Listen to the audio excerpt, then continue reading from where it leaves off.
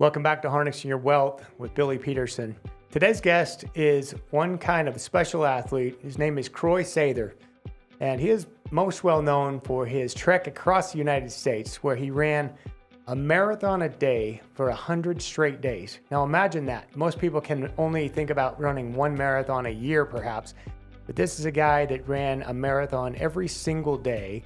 And in addition to that, he held a keynote speech, kind of a motivational address, if you will, in every single stop for every day of that 100 days. He started in California and finished in New York City. He's done some amazing things. He's also known for holding the record, crossing the Badlands of North America from the lowest point in North America to the highest in the continental US. This is called the Badlands Endurance Race, and he's accomplished that. Now his record was broken. He's going back to attempt to break the record again. And we wish him all the luck, but I think you're going to enjoy this show about overcoming ourselves and setting your mind to something that you want to accomplish. Let's welcome Croix Sather. All right, here with Croix Sather. And we've had a little bit of time to get to know Croix just from a distance, obviously, and distance is a word he knows pretty well. But just for our listeners, give you a bit of a background, and you heard it on the introduction. Croix has spent hours and hours out in the heat of Death Valley. He's an ultra runner. He's known by a lot of different names. He's a motivational speaker. He's spoken to many, many different organizations. And the guy's on a mission. Let's just say it. He's done some things that most people could only dream of, or many would never even think about. But, one is running a marathon a day for 100 straight days. That just blew me away, Croix. Thanks for being on the show, by the way. Great to be here with you guys. Thank you. Yeah, we're happy to have you. I think this is a kind of a interesting dynamic to have somebody like you who's done some of these amazing feats, and you're still going, right? Talk to us about back when you decided you were going to do something crazy like this. And I say crazy loosely. I'm wanting to know where the motivation came from. I mean, it wasn't like you were a big runner. It sounded to me like you were inspired to do something to make your life mean something, and then you just decided to start running, and a year later you're running these crazy distances. What happened? Well, if you go back to the real origin story is I remember when I was a kid, and I don't know, I was 6 or 7 years old or something, and I would read National Geographic magazines that I found in a dumpster because my parents didn't have money to buy stuff like that. And so I find this bundle of magazines, and I look through the magazines, and I'm reading about Africa and Asia and South America and all these things. I was like, oh, it'd be so amazing to travel the world. And so that was the seed that was planted to think outside of the tiny little town that I grew up in New York. And so that's kind of where it started. But more importantly than that was when I was 14 years old, I was riding home on my bicycle. And my friends were on the left side of the road, they're on the shoulder. And I was on the right side of the road riding with traffic like you're supposed to. And a lady comes over the crest of the hill, just a little crest of the hill, middle of the afternoon, and she's drunk. She sees my friends and she panics. So she swerves, crossing the double yellow line, and hits me head on.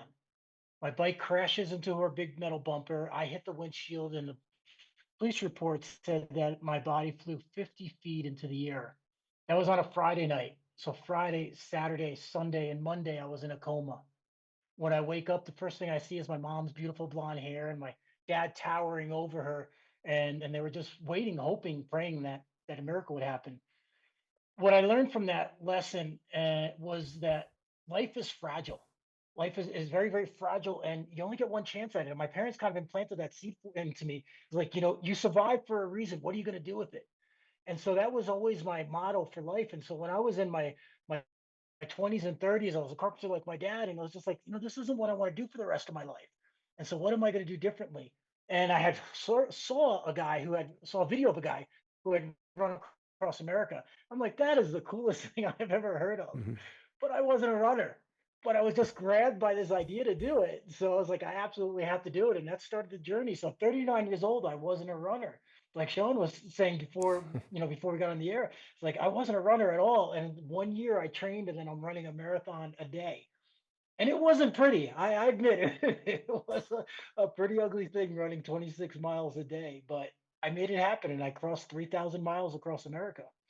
So that's a wild idea. You go from non-runner to I'm going to run 100 marathons and I'm going to And run you one did it every day. you did that in a year? You trained for 1 I year trained in 1 year and then I was at the start line. Yeah. for for the 100 days in a row? Yep. Went from a non-runner to a marathon a day in a year. Oh my God. Can I just ask, where did that come from? Most people would say, I want to train and run one marathon, and then I'm going to be happy with that for a long period of time. Where did that come from? Well, it was the physical aspect of it comes from construction. I was in construction for 20 years at that point. And like my dad, I was taught to work like a dog. I mean, you worked hard and you worked all day. And so I would build people's houses during the day and I would build my own houses at night. So I was used to working 12, 13, 16 hours a day very, very often and not taking a day off for months, sometimes years. So the work ethic came from there. But the idea was just being inspired by this thing that I thought was the craziest and coolest idea that I've ever heard. Mm, And that's what drove me, is just being inspired to do it mm, and pushing out. And it wasn't slow. I was never a slow runner. I was never a fast runner, and I'm still not a fast runner. I never have been. But it's the idea that I was able to keep going on and on and on. And it all comes from that good old American work ethic. mm-hmm, mm-hmm. But are you athletes, your family? I mean, you're kind of a freak of nature, I think, so in a good way. Well, we're all, I won't call us athletes, but we're all look like athletic. When we swam as kids, I mean, that was my thing. I'm a great swimmer. I'm an okay runner still today. I'm an okay runner, but I'm actually a really great swimmer. Mm. So I did have that, but I didn't do anything for all my adult life except for work. I never did any athletics. It was just work, and that was it. Was your plan before you did this is to maybe catapult that whole concept into speaking engagements and opportunities to become more well known? Was that the plan originally, or was it just I want to do this for my own self satisfaction and prove that I can do it? Well, I was already learning to become a professional keynote speaker, but I didn't have any jobs at that point, and I was thinking about what can I possibly do that's going to make me be chosen over athletes and astronauts and Mm-hmm, business moguls mm-hmm, and all these other people that I'm competing against as a keynote speaker. And when I had heard about this guy that had run across America, I'm like, that's it. That is the coolest thing. So originally it was just, wow, that is so cool. But then the very next step was, wow, this could really launch my career. So they mm-hmm. sort of happened simultaneously, I see. And then and it worked. yeah, it Yeah, seemed to have. obviously. You've written some books. Talk to us about, I'm just interested to explore that whole deal a little bit further, if you don't mind. You start in California. You end up in New York, correct? Yes. And so you're running roughly, 3,000 miles. We all pretty much know the distance here. What is so you're running a little over a marathon a day, maybe. You're getting to that close to 30. Or were you precisely running exactly a marathon? Because I know also you gave a presentation at the end of each run, each day. You gave a kind of a keynote speech or a motivational speech, right? Yeah, every day was and it didn't always work in this order. It was always changing depending on the place, but it was a marathon and a keynote speech. Most often, the speeches ended up in the morning. They just scheduled that way, and then I'd run in the afternoon. Mhm. And often I'd run into the night. And for most of the trip, I was only sleeping 4 to 5 hours a night. So I was on I was constantly sleep deprived, which was its own challenge in its own way Mhm. on that. But it was every day was giving a speech, and then it was running a marathon. And the speeches were for different groups like wounded warriors, addiction centers, homeless shelters, rural high schools that normally don't get keynote speakers. So all of these groups, and the message was always the same. Rise above your circumstance and create a life that you love. And so that was a message that was, of course, received very, very well, and was told the story. And an interesting part, but going back to the business aspect of it, when I left California, I was a good speaker. But when I got to New York after giving 100 speakers, my friends who saw me before and after, but not in between, they're like, "Wow, you're a totally different person now." And Yeah. so that repetition of doing it every single day just radically changed my career. Oh, I can imagine. And then you're out there for, whatever it is, 26 miles and hours to consider what you did right and what you want to change for the next presentation. I mean, you've got a lot of time to think.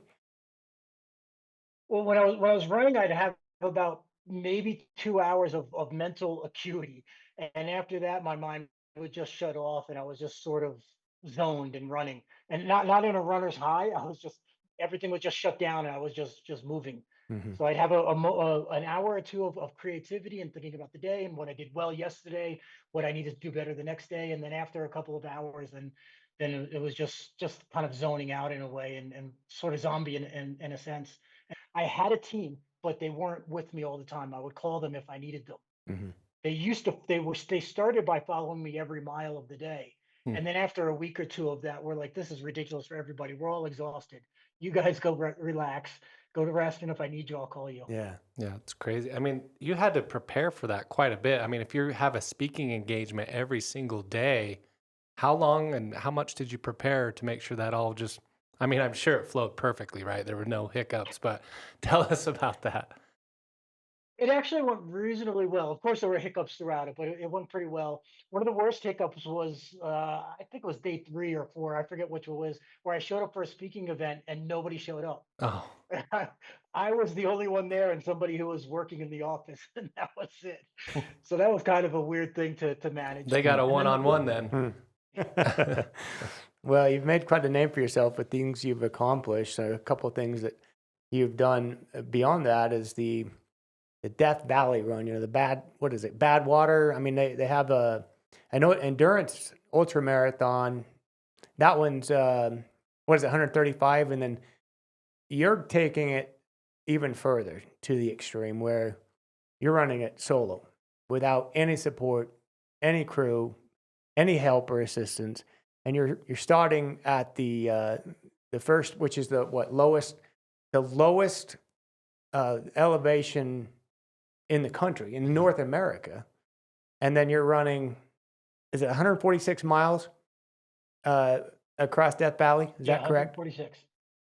And you're doing it by Yep. yourself. You're pushing a 200-pound cart with all your gear, with all of your water and food, and doing it all by yourself. I mean, what's going on? Where did that come from?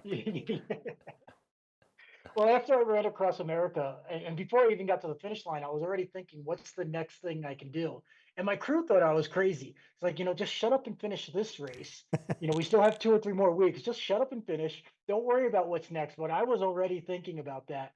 And there's not many things in the world that's harder than running across America. But Death Valley is considered the hardest foot race on the planet. Mm. So it has to happen in the summer, so July or August, when temperatures average around 120 degrees. And then the race is 146 miles from the lowest point to the highest point in the continental US. And I'm doing it different than the official race, which is with a crew and a team, and they're giving you water and they're giving you food and they're massaging your feet and they're doing all these things for you. I'm doing this by myself, pushing a cart with food, water, and supplies. So the cart weighs more than I do. The cart's over 200 pounds, and I've got to push that up 19,000 feet of climb through Mm. the hottest desert on the planet. Sounds fun. Yeah, I mean, I applaud you. That's amazing. You're one of only 5 people to have accomplished that. And then you set the record for that as far as the time it took you to do it, which was subsequently broken. And now you've got the great idea to go back and break his record, right? You're planning on doing that this year. Yes. The record was set 13 years earlier than when I did it, and that was set by Marshall Ulrich. And nobody has been able to beat that record for 13 years. One person finished it. A woman was able to finish the course. So it was Marshall, the woman, who had a slower time, and then I came along and I beat his record. Then 4 days later, this younger guy comes and beats my record. 4 days. Just 4 days. That's crazy. And so that's never really sat well with me. Yeah, So I'll 13 bet. years later Yeah. now, I'm still kind of like upset over it, I guess you could say. Yeah. And so I want to go back now at 55 years old and go take that record back. So I'll be Still one of five, only one of five who have ever completed the record race, and I'll be the oldest one to have ever completed it as well. Mm. So I'll be the oldest, and when I beat the record again, then I'll have the new record. What time do you need to be in order to take the record? My record was 73 hours. The current record is 57, and I'm 57. shooting for 40, 57, and I'm shooting for 48. So one day, one full day faster than I did it last time. That's what Wow. I'm training for. Wow. I mean, just crazy. Are you worried about with all the water you're And pushing I'm and in no? Colombia now. I'm at an Airbnb. I got mountains right up here that I'm at the base of the mountains that go up to 12,000 Yeah. feet. So every weekend I'm running up and down those mountains just training. I ran up and over the mountains to a tiny little town on the other side called Pacho, just because I wanted to explore. So why not? So I ran there, and next weekend I'm going to run there and run back. So I'll get 50, 60 miles in next weekend. Now, when Mm. you're running and training for these, how do you take care of all your hydration? I guess there's probably towns and stops along the way you can hydrate and fill up, get food, right? You don't have to pack it all with you on these runs. No, I don't pack it with me. I carry one bottle with me, and there's in Colombia, here in South America, and like most South American countries, there are little, I don't know, like get called a roadside stand, I guess, where you can get water and empanadas and things like that. Hmm. So I can stop and get food and water along the way. But there's no towns between me and most places. I'm in a very rural area outside of Bogota. How do you prepare for the heat, or can you? Is that impossible? This time I'm going to do it different. Last time I didn't prepare for the heat, and I was just in really, really amazing shape. I was literally a machine because I'd run across America, trained for another year, and I was literally a machine. I'm like, it blows my mind how extraordinarily capable I was at that time. But I didn't train for the heat.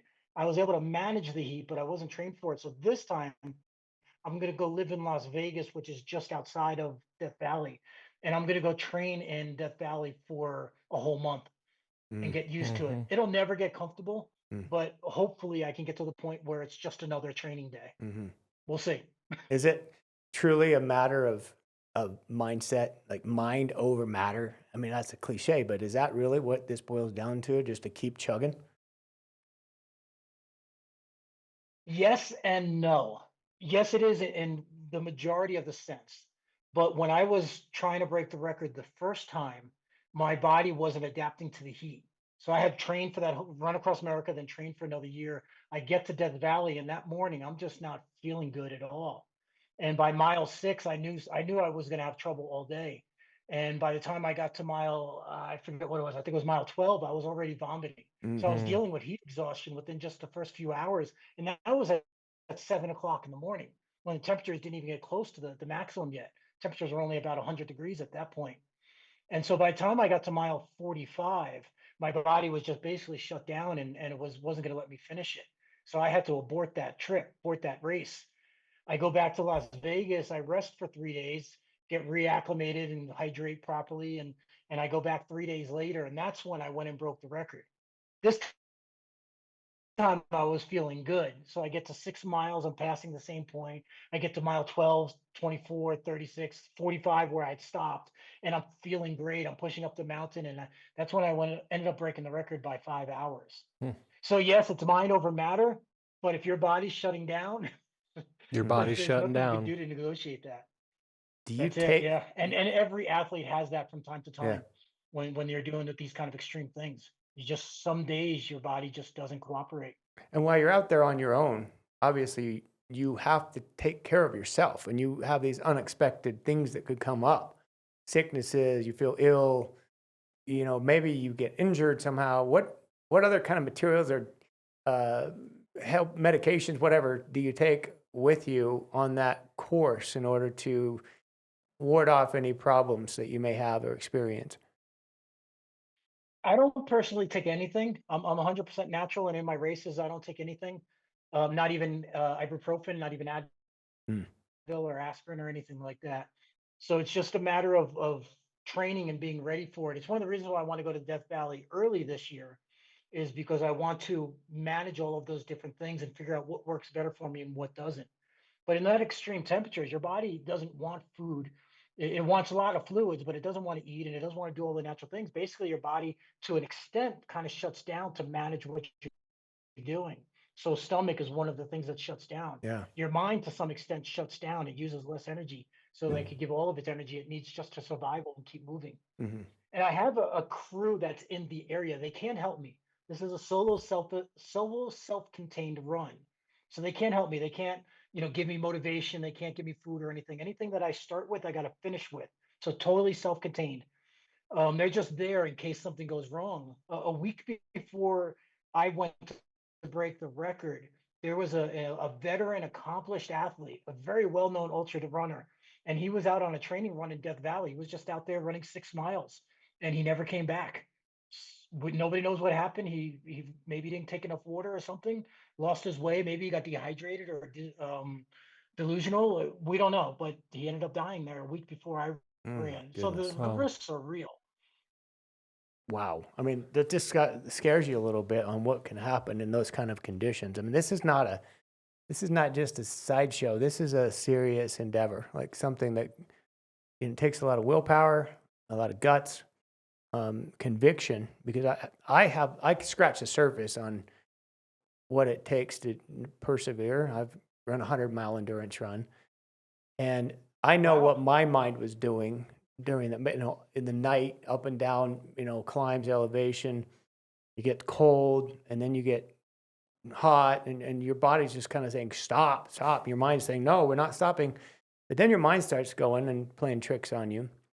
And I have no idea what it's like in the kind of conditions that you're talking about. So can you describe what happens to your mind, and how do you push through it when your mind's almost like going through trips and you're hallucinating?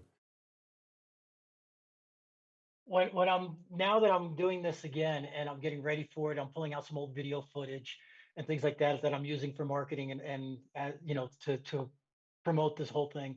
I'm looking at the video and I'm looking at my face in most of the video, and I am absolutely miserable. Mm-hmm. I don't want to know anything. I am just an absolute torture. And I'm looking at these videos. I'm thinking, what did I get myself into again? Like, why did I agree to this? Yeah. But I remember too that when you're doing this, and you know this, when you're doing it, your mind you just focus on the one thing, and it's getting to the finish line. Mm-hmm. And it kind of blocks everything out to some extent.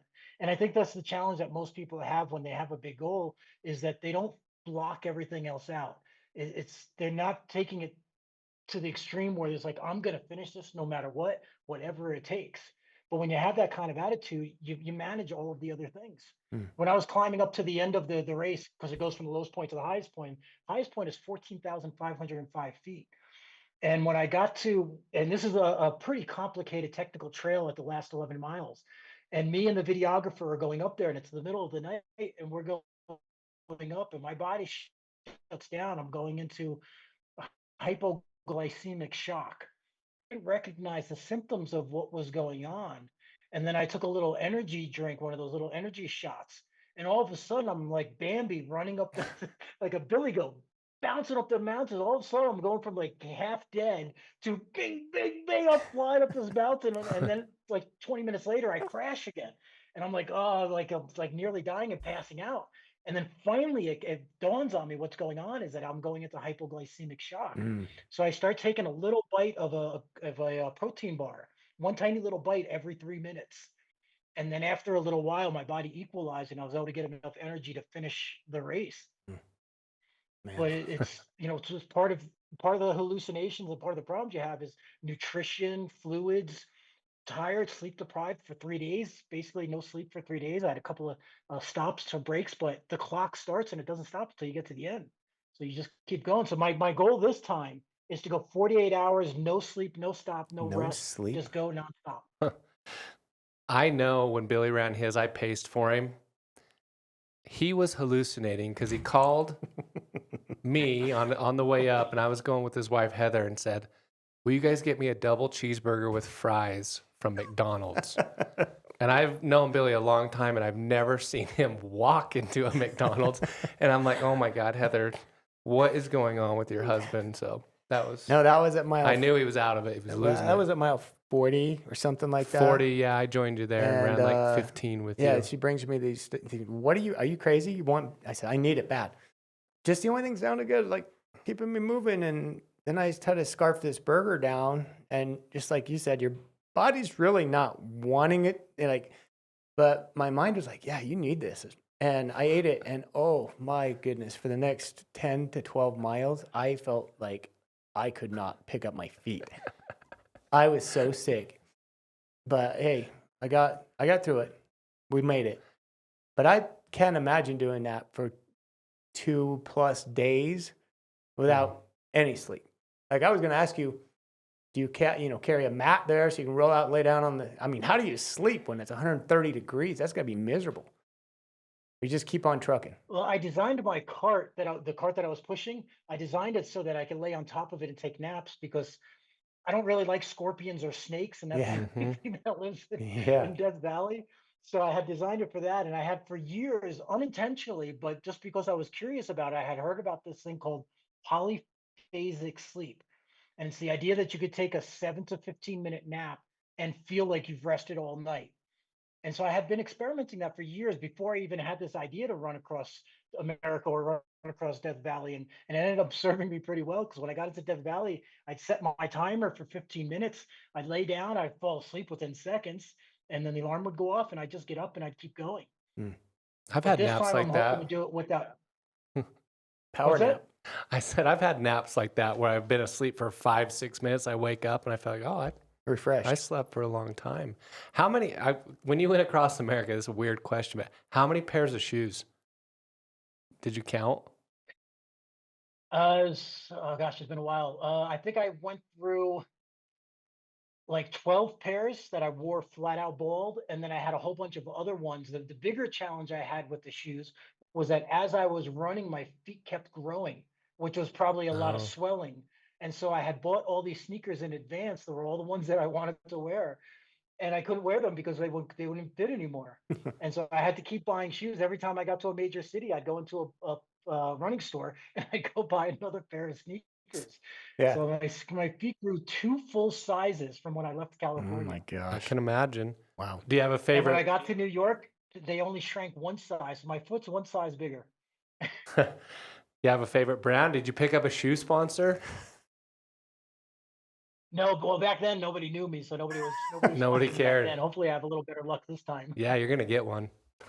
I think so. Let's talk a little bit about the mindset and what it takes, and then what you provide to all of your attendees at your events. And you've spoken to some large organizations, watched some of your stuff on YouTube and the presentations that you've made, and you're pretty big into the mind, the law of attraction, the universal forces.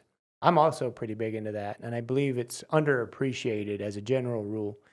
So can you share with the listeners what it is? Like, where did you get the knowledge? Was there a mentor that you have? Or did you just read books? Did you study a certain person or people to try to go deeper into this whole mysticism, if you will, the universal laws and quantum physics almost to that point?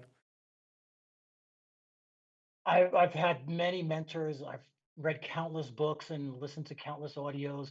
In fact, last night I was reading a book on hypnosis. So I've studied that extensively, but I want to refresh my memory so that I can do a lot of self hypnosis when it comes to this event. And so it's a constant, uh, unsatiable need or desire that I have to learn everything I can about everything that I can possibly learn about. And they all go together: mindset, mental strength, law of attraction, quantum physics. They're all related and interwoven to some extent. And it really comes down to when you want to achieve something, if you find something that you're excited enough about, you'll find a way, you'll figure it out.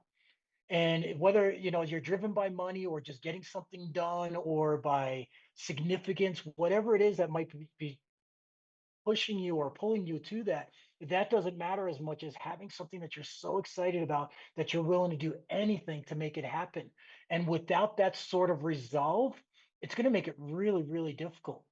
When you were racing, you had that resolve to finish, and you finished. When you were a jockey, you had that same resolve to be a champion, and that's why you succeeded in your financial life, in the business you have now. It's the same reason you're aligned with getting that, and you make it happen. But then to layer on top of that, you also have to have the focus and the mental strength, and all of those things layer on top of it. But it all starts with choosing something that you want so badly that you'll find a way. Hmm. And I studied this a lot, like you, I guess. Um, I've read dozens of books about this concept because I'm fascinated with it, and things that we don't fully appreciate or understand, like I mentioned.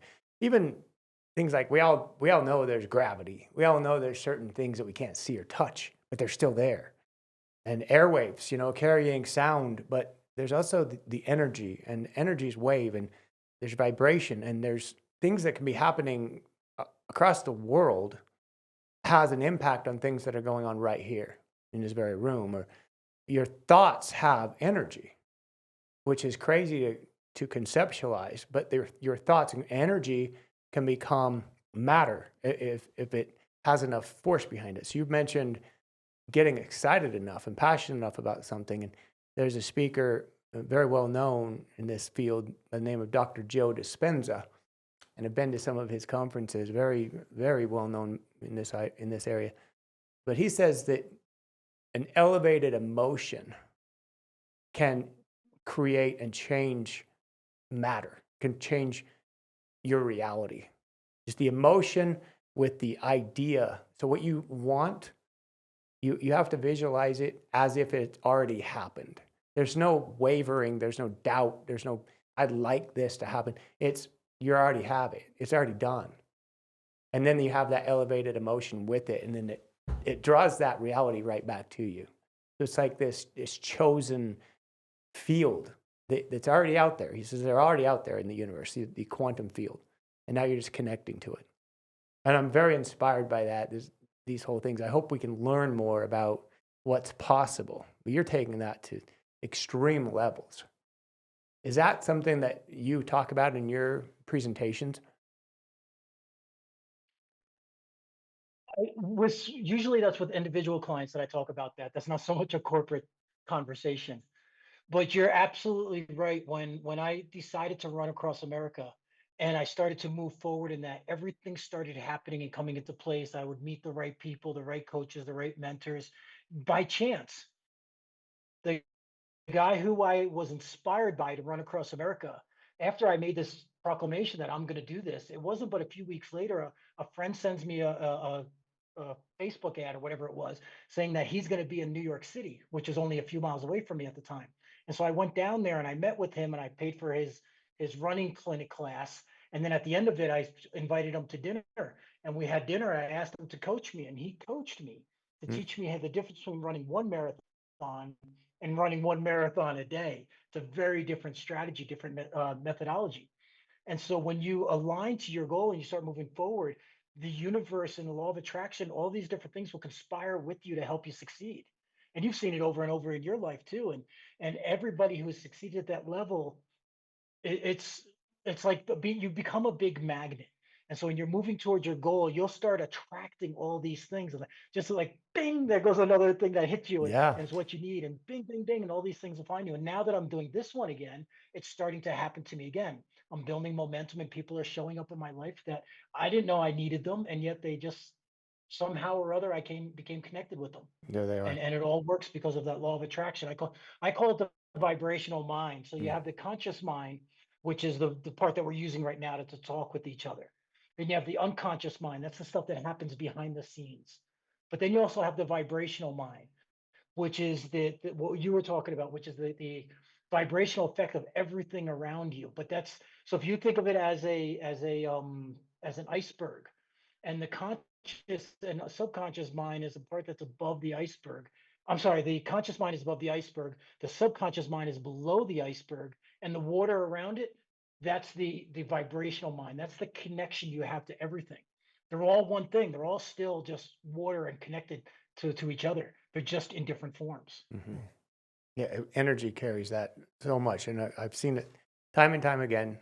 Just a comment about the law of attraction, so to speak, is when I decided a few years ago I wanted to write a book, and I started to plug that into my mind, and I said I want to write a book because I have some things I want to share. You know, it's going to be a financial type book. I want to share with adults and even younger generation what I think it takes to become wealthy and the steps that they should take early in their life in order to make that happen. Well, I didn't really know how to write a book. I didn't know the first step. I didn't have an idea. Just so happens 2 weeks later, we're going to a conference, and Sean and I were there. I was there. Raymond James conference. And the one and only time I've ever seen a course that they had, one of the breakout sessions was on how to write a book. And it was just like, wow, are you kidding me? I mean, here it is. So I go to this class, this breakout session, and a couple guys were teaching the attendees how to write your own book, and they'd written a book on the whole subject. So I got their book and I read it cover to cover in a couple days, and it was everything A to Z. And starting to write your manuscript, this and that and the other, working with agents, doing it yourself. You know, how to edit things, how to hire people, get your photo copies, to get your design, apply for all your ISBN numbers, et cetera, et cetera. Put it on Amazon. I mean, all kinds of different information that I needed in order to get started. And bam, one thing led to another. A few months later, I've published my first book. So that just goes to show you that when you put your mind in place in the right, you're dialed into the right frequency, I think.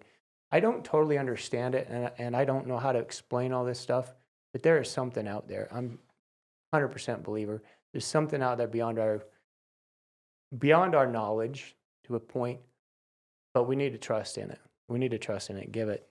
You manifest things, and you can't get too crazy on how it's going to happen.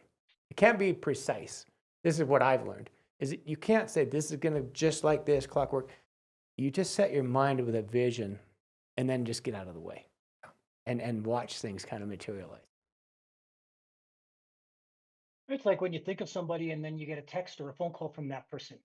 Yeah. Mhm. You just thinking of that person, then you get the call. Or you're just thinking about a client and that they haven't signed up yet, that they haven't signed the contract or something, and they call like, hey, I'm ready to go. And you didn't reach out to them. It's just you matched up, your signals matched up. Mhm. And this happens to every one of us every day, all the time. But you're absolutely right. If you try to force it too hard, then you can often block it too. Yeah. And a lot of people do that. It's the reason why most people are financially struggling is because they're blocking that abundance of wealth. Mm. And they're not doing it intentionally, of course. It's not like they're bad people or wrong or thinking wrong. It's just that their energy level at that moment is attracting more scarcity of money rather than attracting more money. What's your advice to people in order for them to get unblocked with things that they want? You know, sometimes we pray and we ask for things and then it doesn't come. It doesn't come to pass. And we think, why? You know, God is smiting me. What's wrong with me? But what is your thought on that whole concept of believing in something and wanting something, but not getting so carried away with it that you block that energy from materializing? Well, you've already said it. It's the idea that if you're too attached to the idea, then you're going to block it. But if you just decide you want something and then let it up to the universe and leave it to God to go to find a way to get it there. But that does. My dad was a preacher. My grandfather was a reverend, and my dad would always say God would provide, and he always did, generally speaking. But sometimes my dad wanted something that wasn't being provided for him, but it was because he didn't have the right mindset for it, and so he was blocking it because he wanted it so bad that he was blocking the allowing God or the universe and energy to provide it for you. Hmm. And so he would get in his own way, and this is a preacher, and he would get in his own way, even though he believed nothing more than the gospel himself. And yet you can get in your own way by thinking it's like the idea of like I don't have enough money. And when you keep focusing on I don't have enough money, then what are you gonna attract? You're gonna attract more not having enough money Yeah. instead of focusing on abundance is coming, and then you'll attract it. Like when I'm running now, I was having trouble with my knees and my calves, and one of them is from a previous injury, And the other one is just because I went out too hard and too fast. Like, I got this idea I'm going to run through Death Valley again. So I went full bore and I'm trying to train. It just doesn't work that way. So instead of focusing on the injuries, I was focusing on that my knees and my calves were getting better and allowing it to happen when it would happen. Mm. And I wanted it to happen in a few days, in a week, but it took over a month.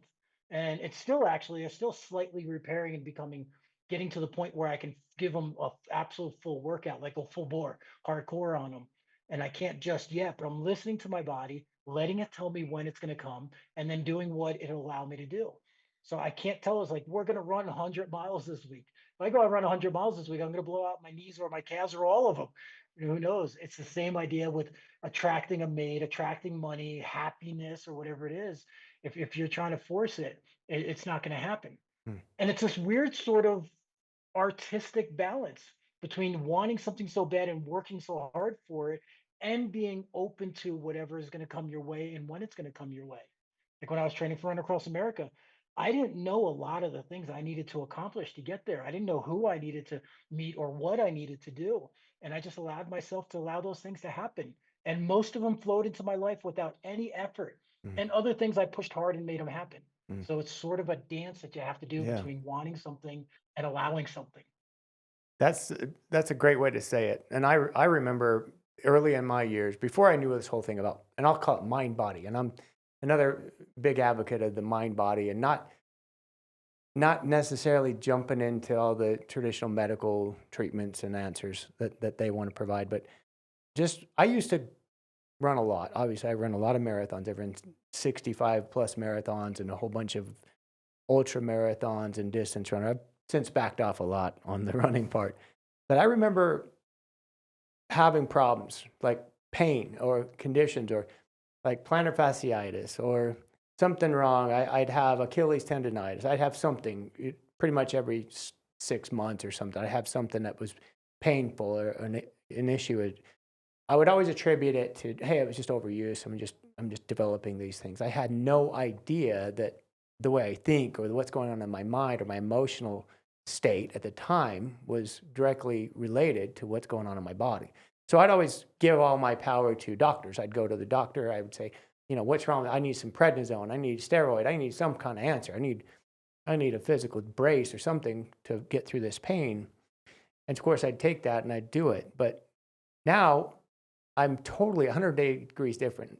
When I have something painful come up in my body, just like you mentioned a minute ago, you bring into your life what you're thinking about. And so instead of thinking about the pain, if I could have a knee hurt, or I could have my Achilles tendon hurt or something. So instead of thinking about that one, I do my best to focus on the one that doesn't hurt. So I think about the other knee, and I'd be grateful for that, how great that knee feels. Or, so I'm giving all the energy to the one that feels good. And, when it, just with either sometimes hours or maybe a day or two, if I'm staying in that mindset, the pain's gone. And I've come to appreciate how powerful that is. I didn't know all that stuff until I went through my own health scares and problems and, all kinds of, I was diagnosed with an incurable disease, an autoimmune disease, and I won't get into all that now. But I truly believe that the power of the mind and power of belief is probably the most powerful thing that we have. And that's my story there. It's when I'm running now, I do the same thing. If something starts to hurt, and it happens all the time, I'll take a deep breath and I'll relax into it, and just relaxing into it sometimes is enough to let it go away. Other times I might have to change my pace, or it'll remind me to change my stride. And maybe I'm too tense, and that will cause problems. And this isn't really that much difference from life. If you're having business troubles and you get too tense and you're too stressed and too worried about it, you're going to sometimes make the problems worse than just relaxing into it and relaxing into the idea that you'll find a solution. Mm-hmm. And that's, if you relax into that idea that you'll find a way, you'll find a solution, something will show up. Most often that's going to take care of itself. But if you're like, no, I got to find the reason in this, and Gotta you can force cause it. more problems than you're solving. That's where a lot of the problems stem, is because we have a problem in our society, and the first thing we're taught to do is run to the doctor, and then the doctor finds something, and they don't connect that you can most times alleviate that on your own. Just the way you think, just calm yourself, just alleviate tension or nervous energy or anxiety or worry. Alleviate that. What are you thinking about? What were you thinking about the time this pain started coming on for you? You know, especially when it goes chronic. Now, there's a difference between chronic and acute. When it's acute, all right, you slipped and broke your leg. Obviously, you need to lay off of it and let that heal. But your body will heal. But when it goes chronic and they're trying to tell you need to be on pills, you have some kind of disease for the rest of your life. You know, I've read enough books and heard enough people that counteract that entire myth. That's a myth. And I'll just go on record saying it, that you can heal from anything. And it's just about having your mind in the right place and believing that you can heal. So I'm really inspired by what you're teaching people, that they can overcome so much of themselves, right? That we're sometimes our own worst enemy. Do you agree with that statement? We can absolutely be our own enemy, but we also have to give us ourselves some grace, because a lot of that beliefs and that mindset and the way we do that to ourselves, being our own worst enemy, is not from us. We're not born that way. We've learned that somewhere along the way. I'll give you a great example, and it's a tragic, sad example. When I was running across America and I was speaking at all these different audiences, I was in West Texas somewhere. I don't remember the name of the town, but it was a big high school and there were 600 students there, filled up the whole auditorium. And at the end, I would give away my books for any of the kids that wanted it, and I'd sign it for them. And so the kids would line up and get the book signed. And there was this one little girl, kind of heavy set, frumpy, disheveled, and she's off kind of like sitting in the corner a little bit, but sort of shadowing, like hovering around. She waited until all the other students left. So the line was gone. And so she slowly, sheepishly, kind of quietly walked up to me. And like tears are kind of coming down her face, and you could tell there was something there. So I just listened. And she says, every day for as long as I can remember, when I'm getting ready to leave the house to go to school, my mom says to me, "You're a piece of shit. I wish I never had you. Now get the fuck out of my house." Wow. And of course that crushed me. But I could see that she needed space, so I just sat there quietly and let her gather her thoughts. And then after what felt like an eternal pause, she says, "Now that I've heard your speech, for the first time in my life, I believe I can make something out of myself. Mm. Thank you." Mm. Wow. And Wow. I left there, and I get back to my RV, and I just bawl out crying because of the weight of what this little girl was going through, Mm. whatever, 15 years old, whatever age she Mm. was. And it just, that's, we learn this stuff. And maybe it's not that dramatic, it's not that severe like this girl, but we have other versions of it. Like, why would you do when you have an idea and you tell somebody, your spouse, your coworker, your friend, whatever, and they say something like, "That's a stupid idea. Yeah. Why would you think of that?" I would never do that. Those are subtle things that will accumulate into our subconscious mind. And that's how we become our own worst enemy, because we have all of these programs from all these people all of our lives, the self-hypnosis, or what becomes self-hypnosis, that I'm not smart enough, I'm not young enough, I'm not thin enough, I'm not old enough, no, whatever doubts that we've implanted to ourselves. That's not what we're born with. Nobody's born, not a single child is born with these doubts. They are somehow implanted into us, and we believe them, whether we choose to believe them or not, but we end up believing them. And that's what self-hypnosis is for.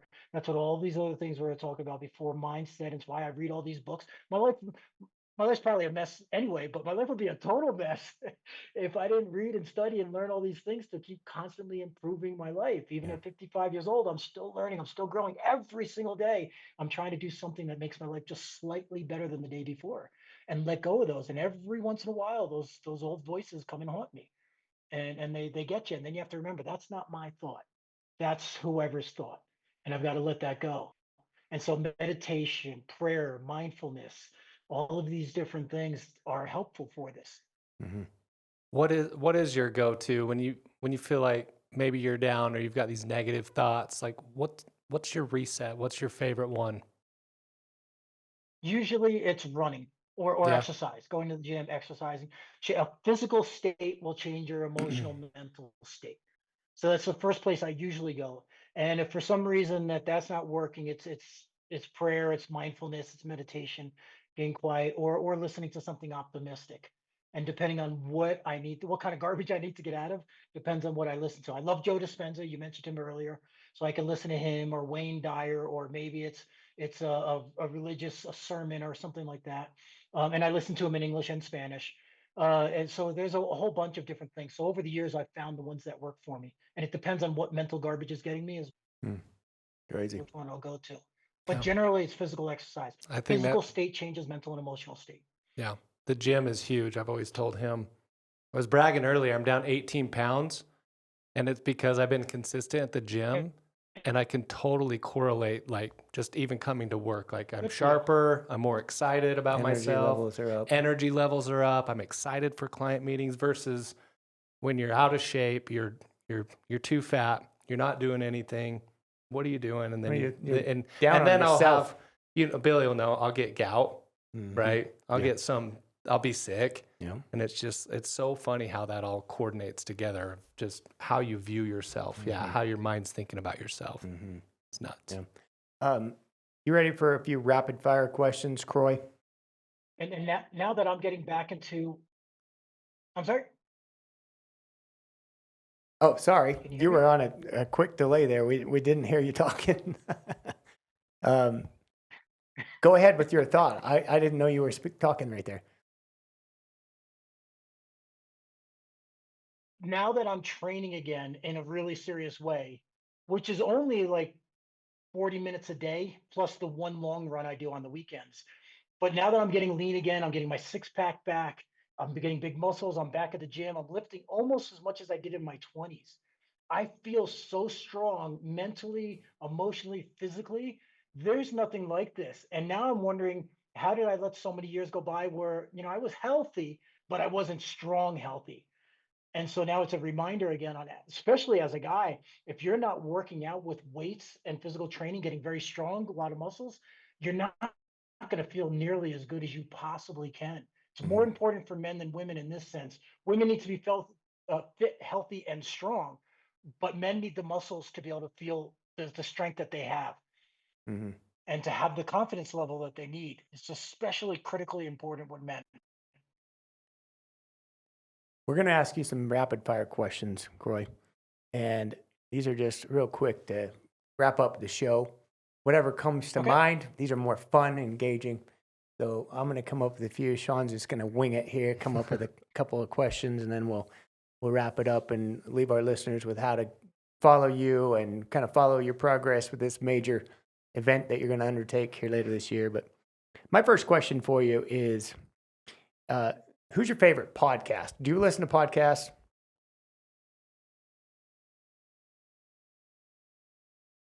Of course.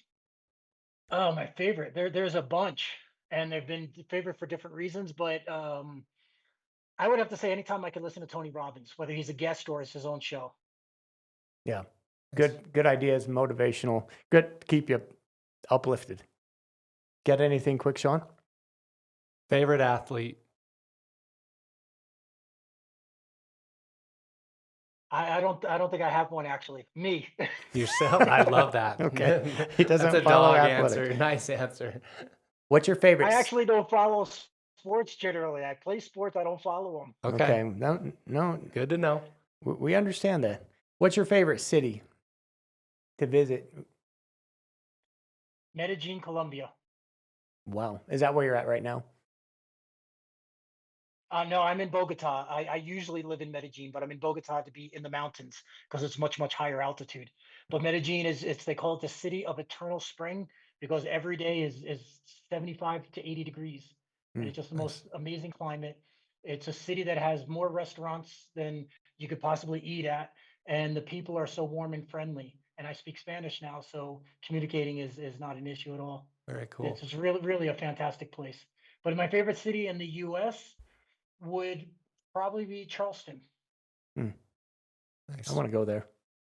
What about favorite post-race meal? Always something salty, and usually after a race, I crave burgers or meat. Like I need a There you go. steak or a See that? burger. I don't know what it is because I don't normally crave beef that hard. But after yesterday, after I finished running, all I wanted was a burger when I got back. It's the only thing I want. Burger and salty French fries. Yeah. There you go. It's the salt I love them deprivation. in those endurance runs, and they have the trail aid station set up, and you run through there, and they've got potatoes, salted potatoes, and they've got all kinds. It's a smorgasbord, and it's one of the reasons I loved running those endurance races so much. They had a lot of good food. What's a bucket list thing that you have right now that you're planning on doing at some point? There are so many places in the world I haven't seen yet. And I've lived in many countries. I've lived abroad for the last 9 or so years, and there's still so many places I want to go. So I want to travel more. But I also want to travel the US again in an RV. And I want to do it in an old muscle car, an old 69 Mustang or fastback or something. And I want to travel probably Europe on a Harley. Sweet. Anything that you want to accomplish personally or professionally before your life is up?